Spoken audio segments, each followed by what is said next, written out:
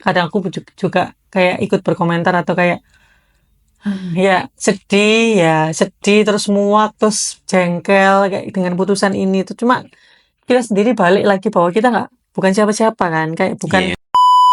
Assalamualaikum. Assalamualaikum. Makasih ya udah klik video ini. Hari ini kita balik lagi ya, karena beberapa waktu belum bisa pillow talk lagi Iya. atau belum bisa cerita-cerita malam lagi karena memang ada agenda. Ini kita balik lagi dan kebetulan ini kita lagi mau ngomong ini mengenai hot topic Apa itu? atau sesuatu yang lagi trending atau viral.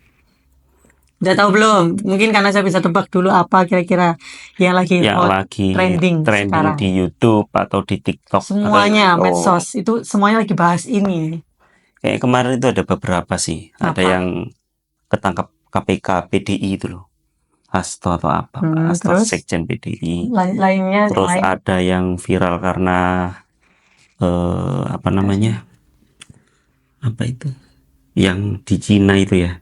apa? Yang dihukum mati karena Oh, Xi korupsi. Jinping. Ya, terus kalau di Indonesia itu itu udah lama sih hasilnya.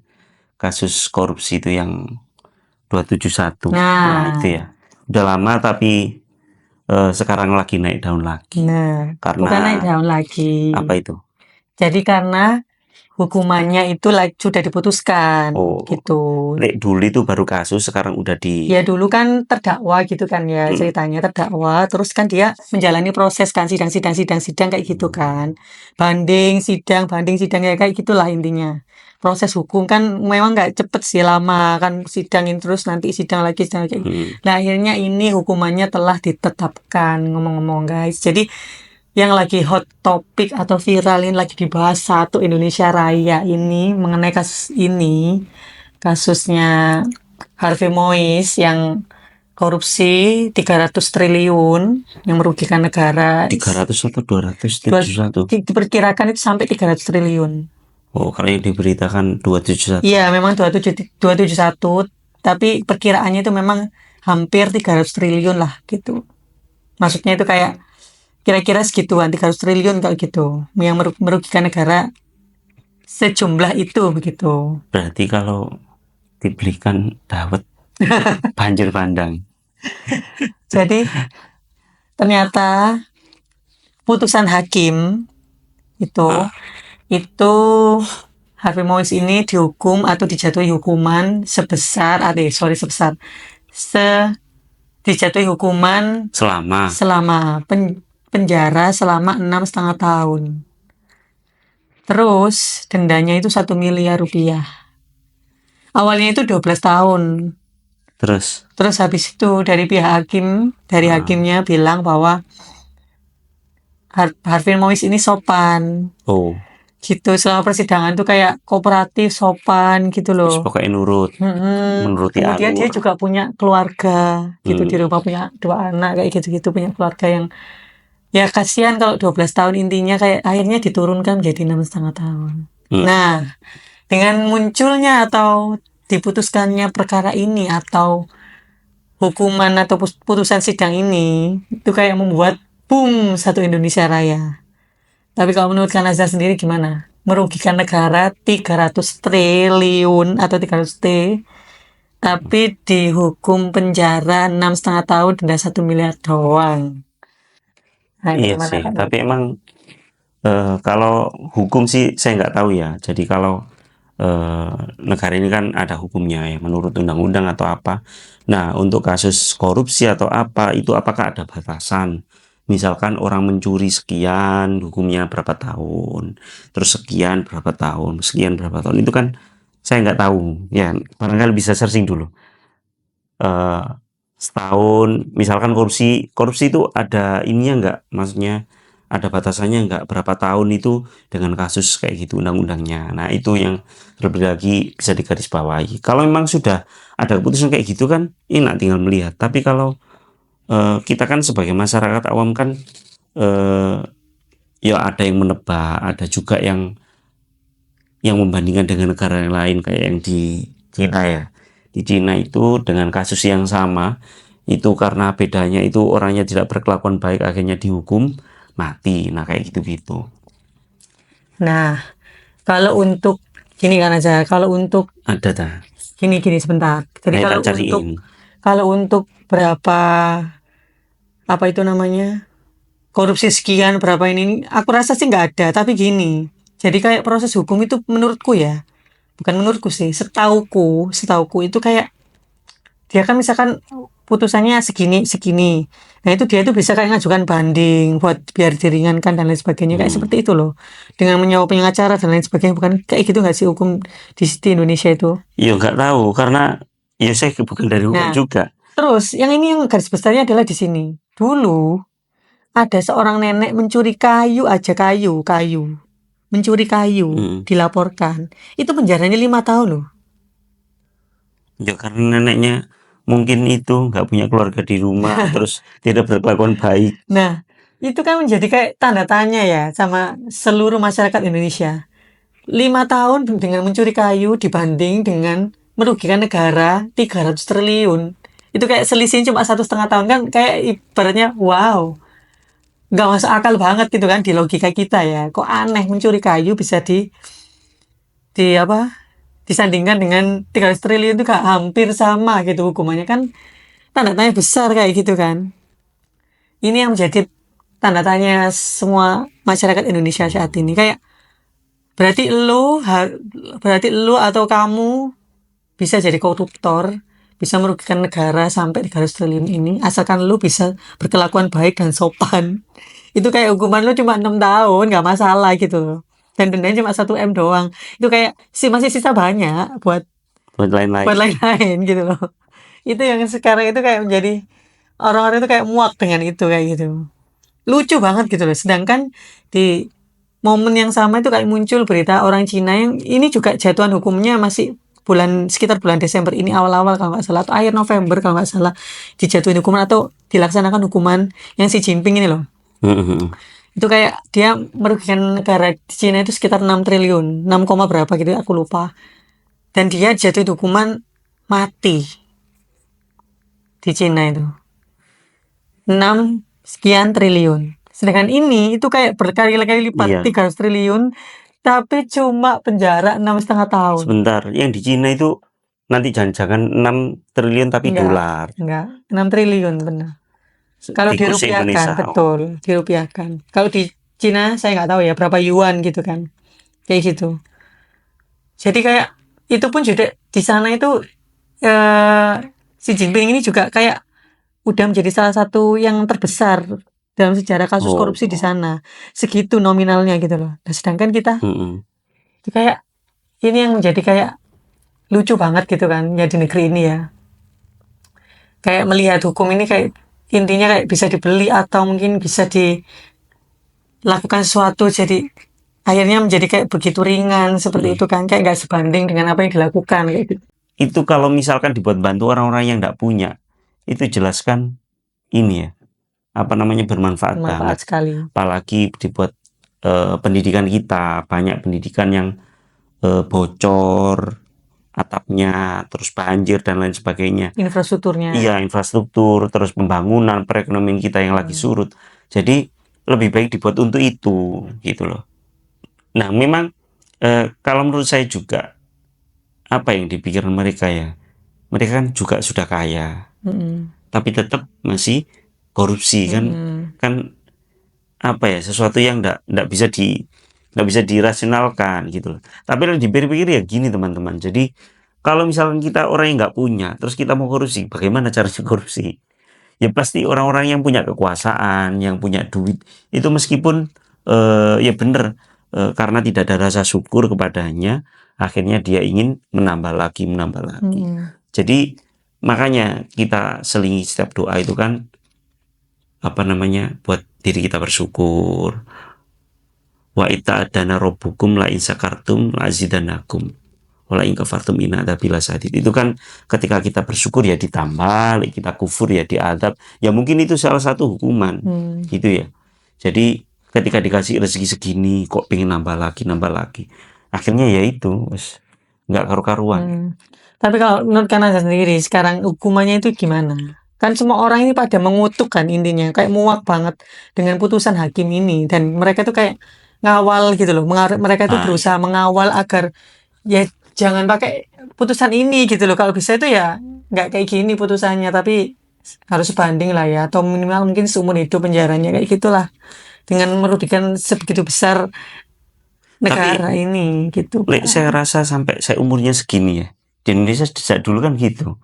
Kalau orang yang bersalah Iya. dan orang itu punya sesuatu yang lebih dari dirinya di pemerintahan atau orang itu berpengaruh, pasti hukumannya nggak ini apa namanya, nggak sampai yang bertahun-tahun. Itu pun kalau misalkan ada yang dulu pernah dihukum 20 tahun, itu kan pernah diungkap di Nuata Najwa itu, yang kasus korupsi, yang Demokrat Nazarudin itu ya, hampir sama namanya. Itu kan fasilitasnya itu beda. Jadi Ada sendiri. Penjaranya itu ada AC-nya, kasurnya, kamar mandi dalam. Terus pokoknya bagus. Terus dia bisa keluar masuk penjara. Nah, kayak gitu-gitu kan. Berarti itu kan namanya menandakan iya. kalau Nah, hukum di sedangkan negara kita itu ya memang lemah ke atas, terus tajam ke bawah. Nah, berarti kan bagaimana? Ya memang kalau kita orang yang nggak punya itu diharapkan jangan sampai bermasalah.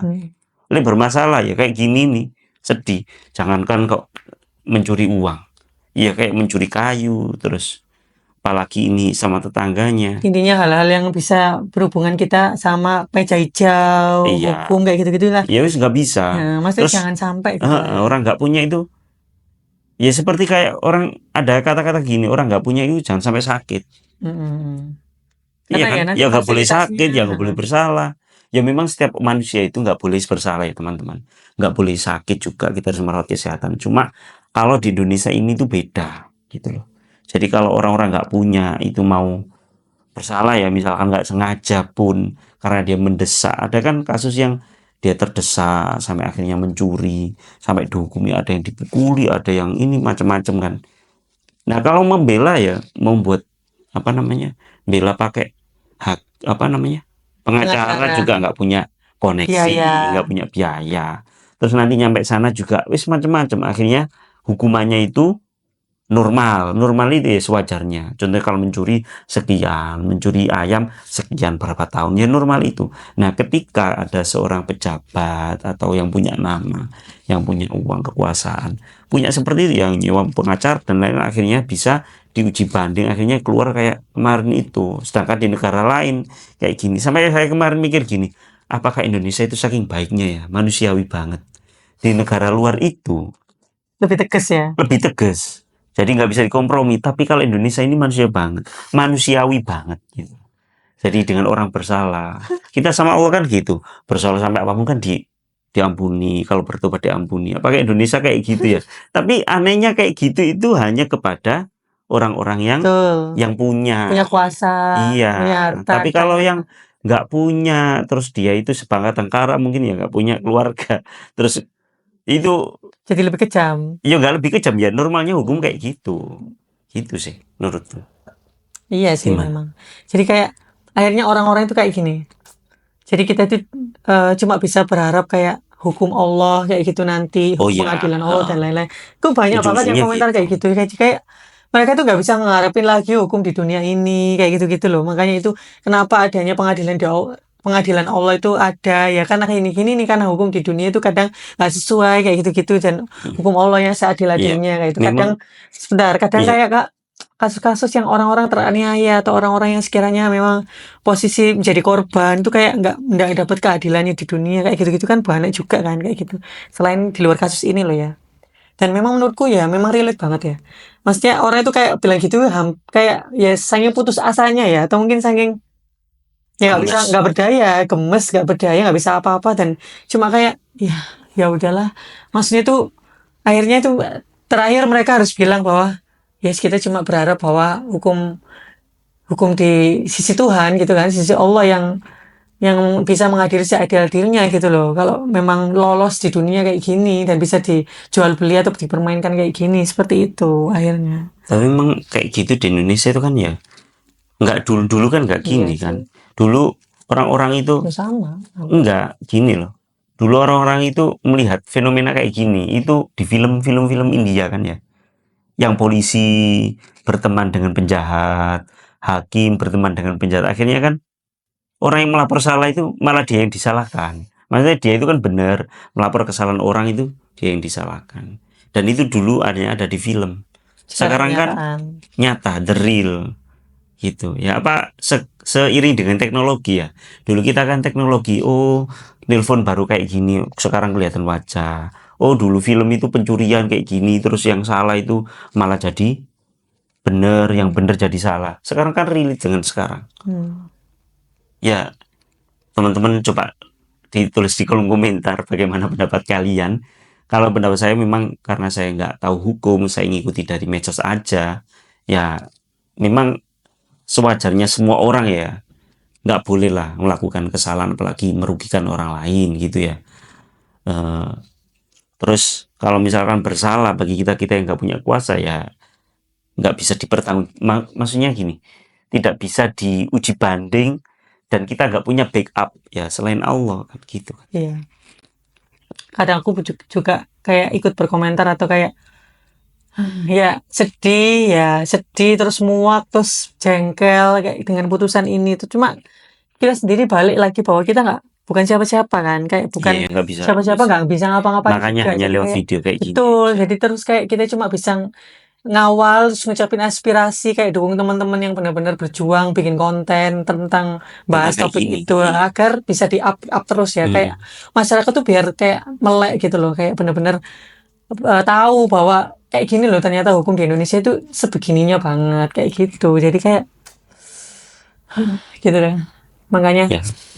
kadang itu makanya kadang itu dalam hati ya, dalam hati terus kayak habis sholat kayak misalkan ada kesempatan kita untuk berdoa itu kayak ya Allah, kayak jangan sampai keluargaku atau mungkin keluargaku mungkin mulai nanti anakku cucuku mungkin gitu ya, keluargaku lah intinya, itu jangan sampai berurusan dengan yang namanya hukum atau sampai terlibat dengan namanya hukum, aparat hukum, pokoknya kayak gitu-gitu. Kadang itu seperti itu karena memang saking takutnya, soalnya ya gimana ya, ya itulah pokoknya nggak bisa dibahasakan dengan kata-kata ya, karena memang takut itu, dan memang hukum akhirnya bisa dipermainkan gitu sama orang-orang yang punya mungkin backup orang dalam dan sebagainya, mungkin punya. Nah itu kan akhirnya makanya kadang itu ya Allah kayak lindungilah gitu loh, jangan sampai kayak gitu. Itu saya kayak ya Allah, di mana cari keadilan lagi kan ya, kalau misalkan kita udah nggak bisa berharap lagi sama namanya aparat penegak hukum kita, sama mungkin hukum di negara kita itu, kayak kita itu cuma bisa terakhir itu sama ya Allah gitu kan ya, sama Tuhan, sama pengadilannya seadil-adilnya kan, seperti itu akhirnya kan, pada intinya akhirnya kayak terakhir lah kayak gitu. Nah itulah makanya maksudnya kasus ini tuh sampai orang itu kadang itu seperti itu gitu loh, kayak bener-bener pasrah atau sebenarnya ya sedih ya, jengkel ya gitu kan, karena ada gitulah pokoknya tentang kasus ini kayak sesuatu banget. Ya udah teman-teman, terima kasih banyak ya. Mungkin itu ya. Karena itu ya itulah. Karena ini sudah malam, terima kasih banyak. See you next time and bye bye. Assalamualaikum warahmatullahi wabarakatuh. Assalamualaikum.